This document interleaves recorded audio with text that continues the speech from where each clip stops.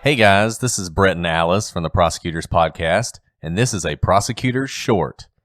We've done 4 episodes on the Delphi case, but for those of you who don't have time to listen to 6 hours of discussion, here's our takeaway. Abby Williams and Libby German were murdered in Delphi, Indiana on February 13th, 2017. They were best friends who spent all their time together. They'd had a day off from school that day, and Libby's sister, Kelsey, dropped them at the entrance to the Delphi trails leading to the Monon High Bridge, an old abandoned railroad bridge crossing Deer Creek. The bridge is not part of the trail, but it's a popular place to take photos, and due to the scary nature of the rickety, old, and very high bridge, a place for young people like Libby and Abby to experience the thrill of crossing it. That day, Libby and Abby weren't alone. In fact, it was a nice warm day for February, and there were at least 50 people on the trails. One of them has come to be known as Bridge Guy, and he is believed to be the person who killed Abby and Libby. He's called Bridge Guy because Libby surreptitiously recorded him as he crossed the Monon High Bridge, coming towards the girls. Abby and Libby had already crossed the bridge, but they were at a dead end where the trail ended. Their only options were to cross the bridge while this strange man was on it, go off trail into the woods, or wait. So they waited. When Bridge Guy got to where they were standing, he said 4 words. These words were captured by Libby's cell phone, which was still recording. At some point, shortly after the girls and Bridge Guy went down the hill, he murdered them. Though because police have kept much of the evidence close hold, we don't know for certain how he did so or how he left the bodies. Unfortunately, the video is very poor, even though it and a still photograph taken from it have been enhanced by both NASA and Disney.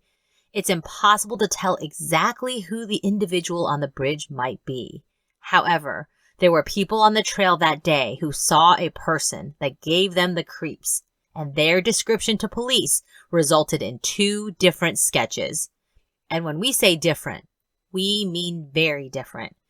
Nevertheless, the police believe that the person depicted in at least one of these sketches is the murderer of Abby and Libby. In our opinion, the person who killed Abby and Libby is a local or someone who is very familiar with the area. They have been to the trails before, probably several times before February 13th, 2017. It is likely that they have scoped out the area in preparation for the murder, or that they have gone to the trails seeking to commit a murder before, but without locating a suitable victim until that day. Given the speed with which he crosses the bridge, it is also likely that the murderer has crossed the Monon High Bridge before, likely at least a few times. It is almost impossible to believe that this was his first trip to the area, and it is not a known tourist destination, and barely even discussed or advertised at the time on the internet. He didn't end up there by accident. And that means, even if you weren't on those trails that day, you should think about anyone unusual you've seen there before that might fit the description of the individual known as Bridge Guy. And that description is more than just his looks. From the audio recorded on Libby's phone, Bridge Guy is incredibly calm and in control. He is not nervous. He does not hesitate. The tone and control in his voice is absolute.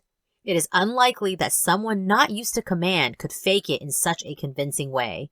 Bridge Guy is likely someone who has experienced telling others what to do and expecting them to do it.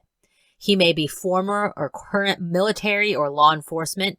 He may have experience commanding children, such as someone who's a teacher, a counselor, a bus driver, a coach, or even a Sunday school teacher.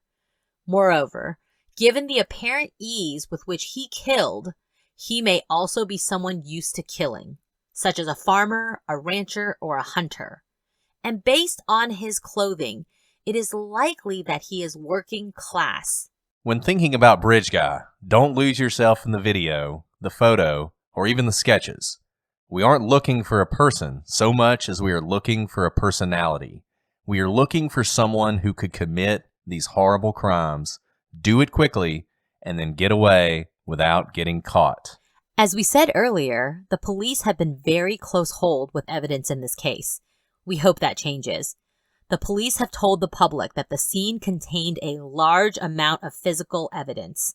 That leads us to believe that the police have the means of either eliminating suspects or confirming them as Bridge Guy. Therefore, if we find the guy, this case is solved. But in order to do so, the police must release any information that would help someone who knows this person connect the dots.